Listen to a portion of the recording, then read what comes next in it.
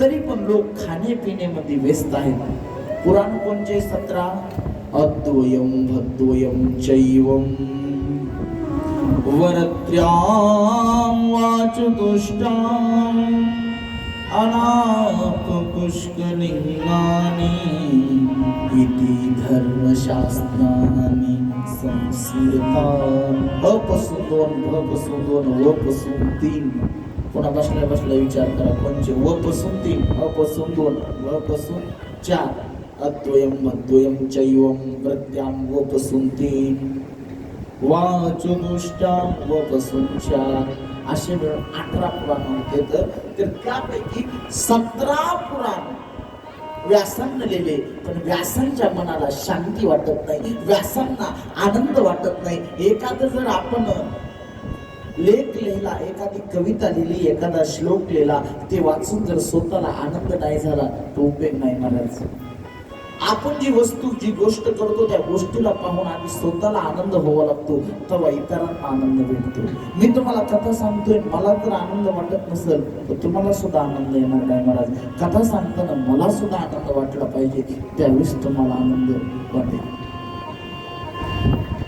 आज व्यास उदास बसले आणि व्यासांना विचार केला काय करू. असं वाटतंय की काहीतरी माझं हरपलंय, काय करावं काही समजत नाही. एवढे पुराण लिहित, आता वय सुद्धा वृद्ध झाले, आता काय करावं काही समजत नाही. वेदव्यासांच्या पुढे प्रश्न पडू लागले. महाराज एखादी वस्तू जर हरपली का, आपण लई पळायचं नाही बरं का, डोळे झाकून घरात शांत बसायचं. असं एखादी वस्तू आपली हरवते आणि हरवल्यानंतर ती वस्तू आपल्यापाशीच असते पण आपल्याला सापडत नाही. आपण चौकड गावात फिरलो आणि ती वस्तू आपल्याच इथं होती. आंघोळ करता करता नख काढली आणि काढली, सर्व गावात फिरली, घरात फिरली, सर्व पाहिलं, पण पुन्हा आरशासमोर गेलीस तिला तिथंच सापडली. तसं आपण जर डोळे झाकून बसलो ना तर आपल्या लक्षात येतं सर्व.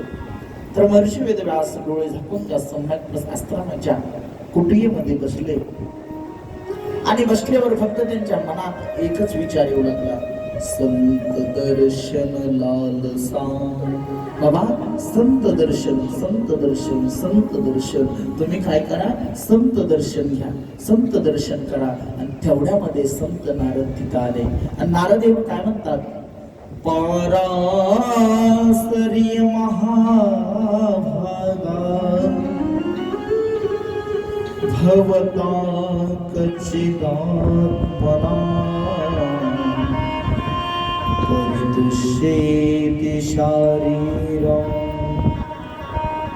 आत्मा मानस एव वा. काय म्हणले, हे पाराशर नंदन आप इतने उदास क्यों हो. अहो पाराशर नंदन तुम्ही एवढे उदास का आहात, काय तुमच्या दुःखाचं कारण आहे, काय झालं तुम्हाला उदास बसायला. तेवढ्यावर पाराशरजी उठले महाराज.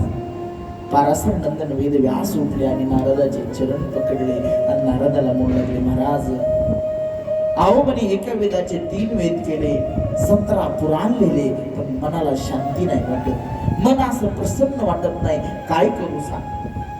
आणि त्यावेळेस नारदजी म्हणले, महाराज तुम्ही एवढे पुराण लिहिले, एवढे धर्मग्रंथ लिहिले, तरी तुमच्या मनाला शांती नाही. याचा अर्थ तुम्ही जे ग्रंथ लिहिले का फक्त संसारात भटकणाऱ्या जीवांसाठी लिहिले. तुम्ही अशा कोणत्या तरी एका ग्रंथाची रचना करा की जे ग्रंथ भगवंताचे भक्त त्या ग्रंथाचं चिंतन करते. अशा भगवंताच्या भक्तांसाठी एखाद्या ग्रंथाची, एखाद्या काव्याची रचना करा. तुम्ही केली म्हणले रचना, पण ती कशी केली सांगू का. तर ते म्हणले तुम्ही अशी रचना केली महाराज, चित्रपदम हरीर्षु तत्वया संतीर्थमुशन्ति मानसा नयत्र हंसा निर्मंत सुक्षया. म्हणजे महाराज तुम्ही जी रचना केली ना म्हणले या भगवंताच्या परमहंस संतांसाठी नाही म्हणले. म्हणले तुमचं वरून दिसायला तर खूप सुंदर सरोवरासारखे ग्रंथ दिसायला. म्हणले मी रस्त्यानं जाऊ लागलो, रस्त्यानं जात असताना सुंदर सरोवर होतं आणि त्या सरोवरामध्ये कमळाचे फुलं होते.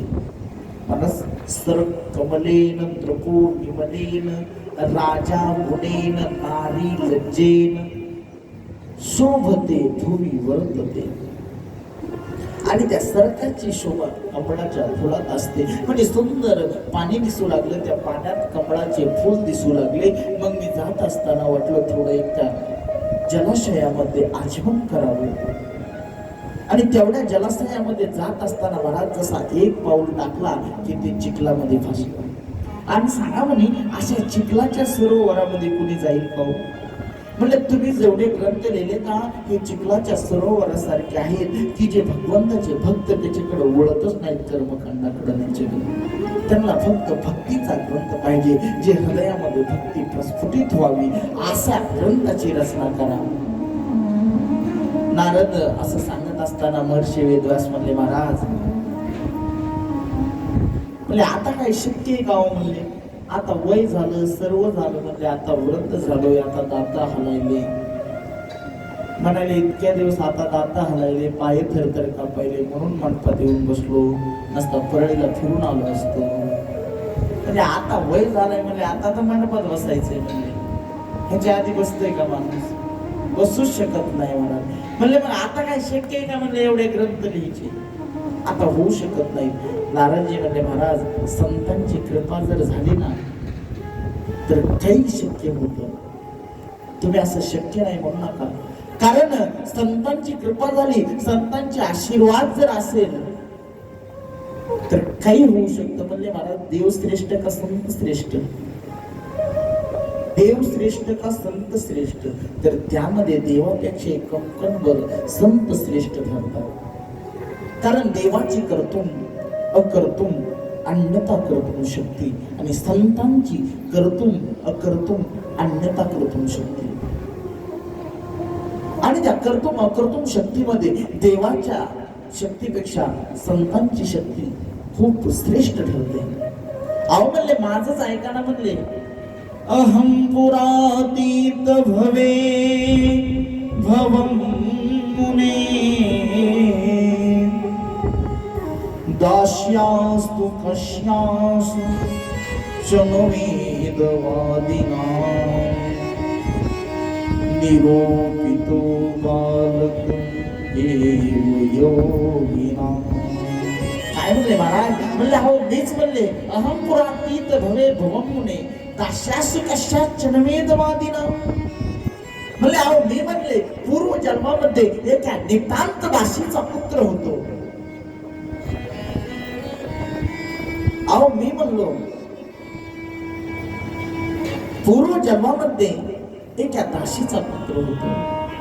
माझी आई नितांत दासी. माझा जन्म झाला. नारदजी आपला पूर्व वृत्तांत सांगतात. अहम पुरातीत भवे भवम मुने. अहो माझी आई, माझा जन्म झाला आणि माझा बाप वारला. माझा जन्म झाला आणि माझा बाप वारला. माझी आई एका छोट्याशा बालकाला घेऊन कसं जीवन जगणार? माझ्या आई पुढे खूप मोठा प्रश्न होता. आता या बाळाला जगू का माझं पोट भरू? ह्या समाजाची वृत्ती, या समाजाची नजर आणि अशा आबलेला कोण सहारा देईल? काय करावं? खूप मोठा ह्या पोटाची खळगी भरण्याचा प्रश्न माझ्या आईला पडला. माझी आई विचारू लागली, प्रत्येकाच्या घरी जाऊ लागली, फक्त मला 2 टायमाचं जेवण आणि राहीला जागा पाहिजे. महाराज नारदाचे वडील वारले. आई आपल्या पंखाखाली दाबून त्या पिलाला जगवते. जीवनामध्ये बाप संपला म्हणजे धैर्याचा डोंगर संपला. धैर्य देणारा माणूस संपला. आणि जीवनामध्ये आई संपली. जीवनामध्ये आई संपली तर प्रेमाचा समुद्र आटला. महाराज म्हातारपणाला बायको वारू नये. जवानीमध्ये एका स्त्रीचा नवरा वारू नये. अवस्थामध्ये एका बाळाची आई वारू नये. लय अवघड असतं मला. ज्याला आई नाही त्याला आईची किंमत विचारा, ज्याला बाप नाही त्याला बापाची किंमत विचारा. आणि आज ह्या नारदाचा बाप वारला. बाप म्हणजे कोण असतो म्हणा? बाप म्हणजे घासणाऱ्या चंदनाचं लाकूड असतं. अहो जसं चंदन त्या दगडावर स्वतःला घासून घेत, घासून घासून घासून ते लाकूड असं नष्ट होतं महाराज. स्वतःचं अस्तित्व तो लाकूड नष्ट करतो. पण ज्या दगडावर जे चंदन घासलं जातं तो दगड त्या चंदनाच्या लाकडाला काय म्हणतो? काय तू घासून घासून स्वतःला नष्ट करून घेतलंस, तुला काय भेटलं सांग ना. तसा बाप सुद्धा महाराज आपल्या सुखासाठी घासून घासून झिजून जातो आणि झिजून आपला देह संपवतो. त्याला बाप म्हणतात. जसं त्या चंदनाच्या लाकडानं त्या घासलेल्या दगडाला उत्तर दिलं, अरे म्हणला ज्यावेळेस मला तुझ्यावर घासलं जातं ना, आणि ज्यावेळी जे लावतात ना कपाळावर, त्यावेळेस त्यांना चैतन्यता आणि सुगंधता मिळते. आणि दुसऱ्याच्या जीवनात चैतन्य आणि सुगंध आणणं हे माझं काम आहे. आणि त्यांच्या जीवनात सुगंध आली तर माझं मन प्रसन्न होतं. आणि चैतन्य आलं तर माझं मन प्रसन्न होतं. तसं बाप सुद्धा आपल्या मुलाच्या सुखाकरता, आपल्या मुलीच्या सुखाकरता झिजत राहतो. झिजून झिजून आपला देह संपवतो. त्याला बाप म्हणतात. आणि आज त्या बाप नारदाचा हरवला आहे.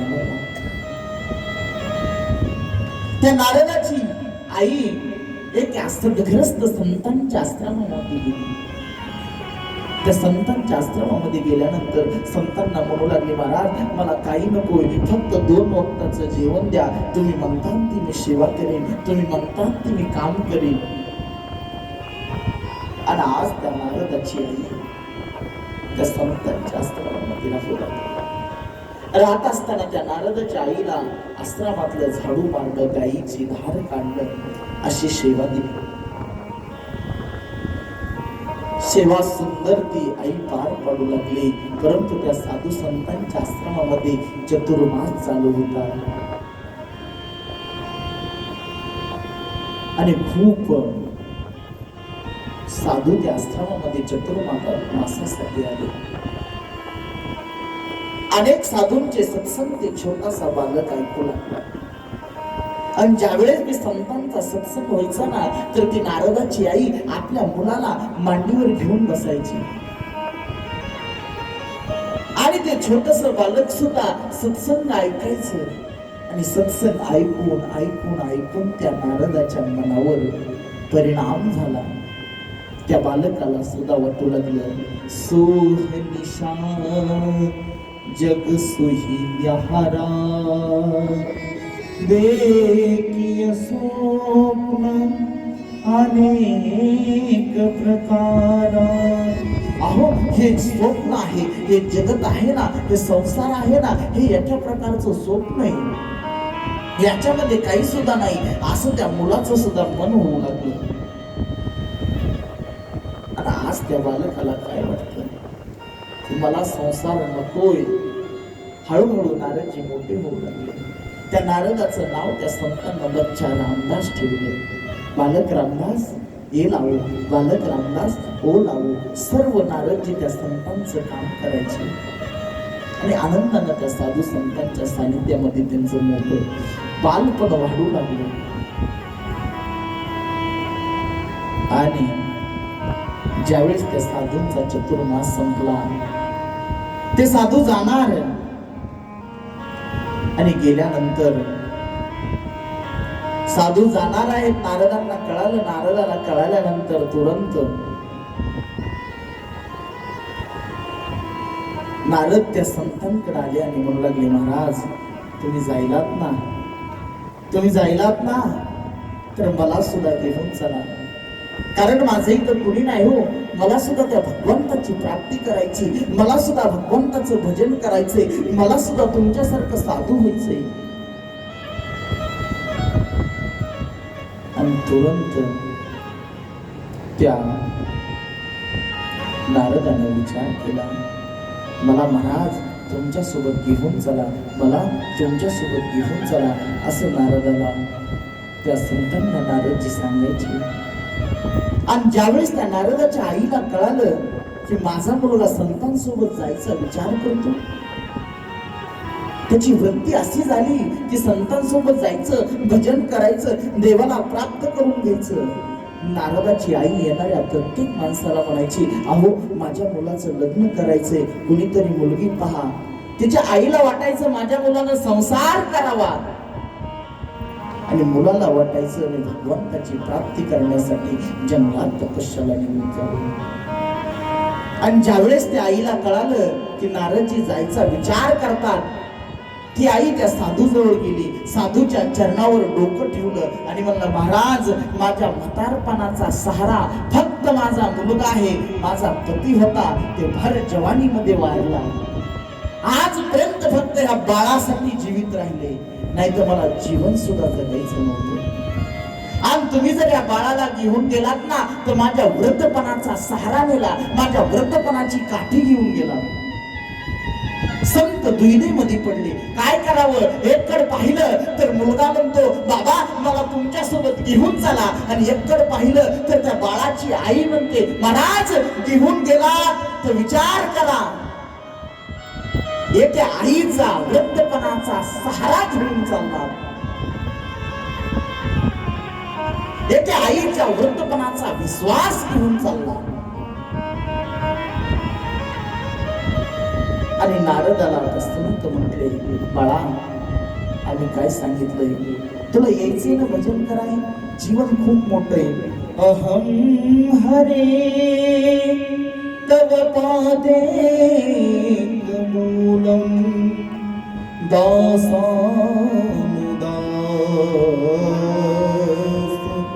भवितास्मि भूयात्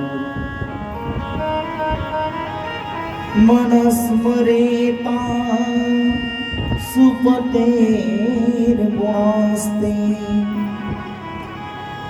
बाळा आम्ही काय तुला सांगितलं, मातृ पितृ काय करा, पहिल्यांदा आईला गुरु मान, तुझे वडील तर नाही गुरुला मान.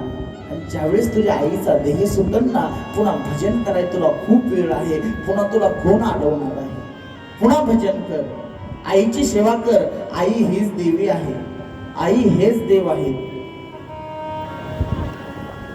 महाराज आपल्याला जर एखाद्या तीर्थाला नाही जाणं झालं ना तरी जाऊ नका, पण फक्त आपल्या आई वडिलांची सेवा करा, तेच आपले देव आहेत, तेच आपले तीर्थ आहेत. माय बापे केवळ काशी, त्याने न जावे तीर्थासी. आपले आई वडीलच काशी आहेत, आपले आई वडीलच पंढरी आहेत, आपले आई वडीलच आळंदी आहेत. फक्त तुम्ही त्यांना जपा, त्यांची सेवा करा. आणि आज नारदाला सुद्धा संतांना खूप समजून सांगितलं काय करावं, कसं करावं. नारदाच्या मनात बेचैनी वाढत गेली.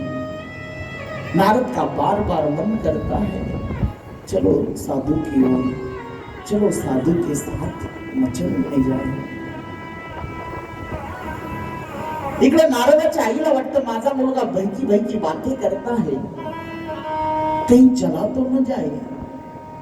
संत निघून गेले. नारदाला सुंदर मंत्र दिला, नमो भगवते तुभ्यं वासुदेवाय धीमहि प्रद्युम्नाय अनिरुद्धाय नमो शंकर्षणाय च. असा सुंदर ओम नमो भगवते वासुदेवाय, नमो गायत्री, वासुदेव गायत्री मंत्र दिला. म्हणजे बाळा ज्या ज्या वेळेस तुला वेळ भेटेल ना त्या त्या वेळेस या मंत्राचा जप कर, त्या त्या वेळेस हे मंत्र जप कर तू. असा सुंदर नारदाला मंत्र दिला. नारदजी मंत्र जप करू लागले, नारदाची आई सेवा करू लागली. पण नारदाच्या मनात आलं माझ्या आईचे जर मृत्यू झाला असता तर मी सुद्धा साधू सोबत भजन करायला गेलो असतो. त्यांच्या मनात आलं महाराज. नारदाची आई गाईला सानी करायला गेली. सानी म्हणजे गाईला गवत वगैरे टाकण्यासाठी गेली आणि तिथं काय झालं, एकदा निर्गतांगे दुहंती निशिकांपते सर्पोदशत्पथा स्पृष्टा कृपणं कालमोदिता. काय म्हणले, एक वेळेचा प्रसंग म्हणले, एकदा निर्गतांगेह दुहंती निशिकांपती. एक वेळेचा प्रसंग आहे, रात्रीचा टाइम आहे आणि माझी आई गाईचे दुहंती निशिकांपती म्हणजे गाईची धार काढण्यासाठी गेली असताना त्या गाईच्या धवानीमध्ये बसलेला सर्प ते आला आणि माझ्या आईला दंश केला.